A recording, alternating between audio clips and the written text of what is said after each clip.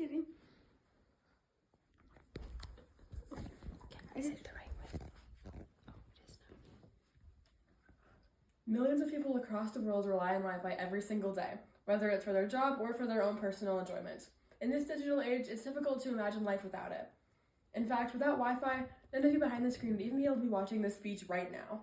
And without the work of the actress and inventor Hedy Lamarr, Wi-Fi probably wouldn't even exist. I looked at a variety of reliable sources to further my understanding of her life and works.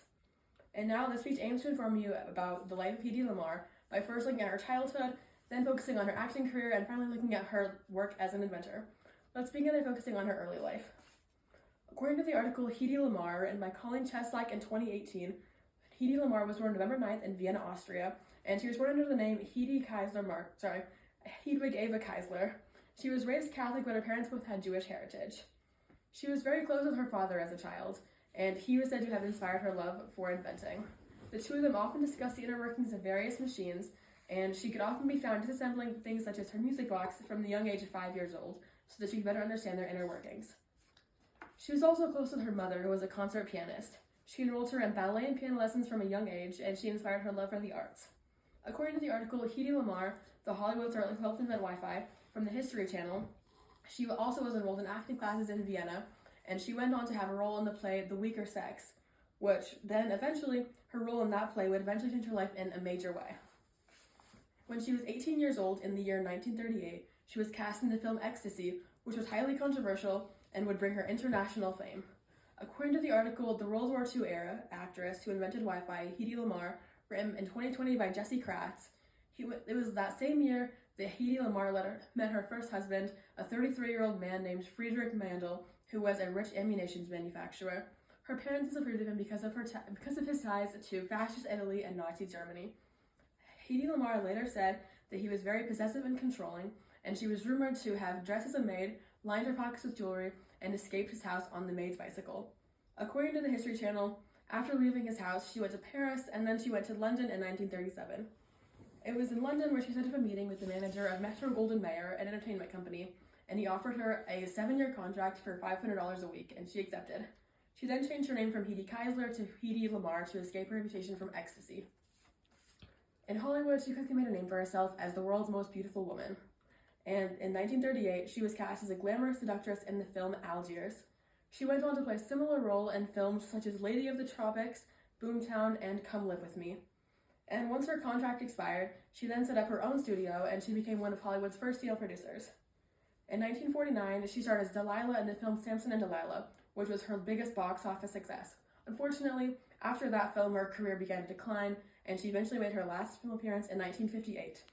Though her film career ended, it was her work as an inventor that truly cemented her legacy. According to the article highlighting the legacy of Hedy Lamarr, written by the National Inventors Hall of Fame, it was when she worked with the Hollywood music composer and former weapons developer George Antheil when her true talent was truly able to show. The two of them worked together to solve the problem of Germany jamming British torpedoes during World War II. According to the article June 1941, Hedy Lamarr and George Antheil submitted a patent for radio frequency hopping, published in 2011 by the American Physical Society. The two then came up with a program called frequency hopping, which was a mechanism for synchronizing the rapid shifts between 88 different radio frequencies. And they were granted the patent for it on August 11th, 1942. Here's a look at what their work looked like. So you can see the drawings up there, and then in the bottom, you can see Hedy Keisler Markey, which Keisler is her maiden name, and then Markey was the last name of the man that she was married to at the time.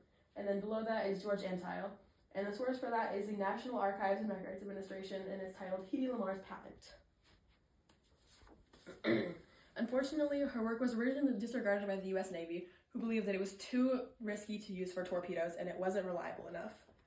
However, in 1957, with the use of the new invention, the transistor, inventors were able to put her work to use, and it's eventually later on gone to be used in a variety of other projects. According to the book Beautiful: The Life of Hedy Lamarr, written in 2010 by Stephen Michael Shearer, she wasn't publicly known as an inventor until 1997, which was 3 years before she passed away. She was granted an award that recognized her as an amazing inventor, which came as a massive surprise to the public. According to the History Channel, her work laid the foundation for things such as Wi-Fi, Bluetooth, and GPS. In 2000, on January 19th, Hedy Lamarr passed away at the age of 85 from heart disease.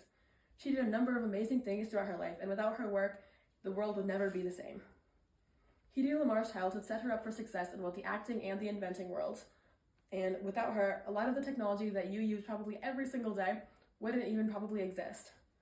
Hedy Lamarr led an extremely interesting life, up from her childhood to her acting career and her inventing career. So the next time that you're using Wi-Fi, GPS, or Bluetooth, think of the woman who made all that possible.